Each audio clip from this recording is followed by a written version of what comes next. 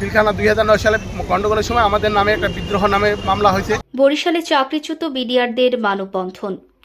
স্বাধীন তদন্ত কমিশনকে স্বাধীনভাবে পিলখানার হত্যাকাণ্ডের প্রকৃত সত্য উদ্ঘাটন ও প্রকৃত অপরাধীদের চিহ্নিত করার স্বার্থে প্রজ্ঞাপনের ক্রমিক নং 2-এর অনুচ্ছেদ বাতিল, 25 ও 26 তারিখ পিলখানা হত্যাকাণ্ডের চাকরিচ্যুত সকল বিডিআর সদস্যদের ক্ষতিপূরণ সহ চাকরিতে পুনর্বহাল ও তদন্ত সাপেক্ষে নির্দোষ বিডিআর সদস্যদের মুক্তির দাবিতে মানববন্ধন অনুষ্ঠিত হয়েছে।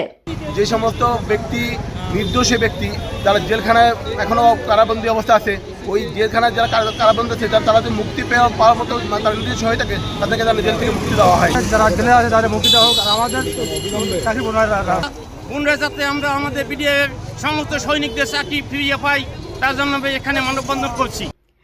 রোববার 12 জানুয়ারি বেলা 11টায় নগরীর অশ্বিনী কুমার হলের সামনের সড়কে চাকরিচ্যুত ও ক্ষতিগ্রস্ত বিডিআর এর ব্যানারে চাকরিচ্যুত বিডিআর সদস্য শহীদুল ইসলামের সভাপতিত্বে মানববন্ধনের 3 দফা দাবি তুলে ধরেন।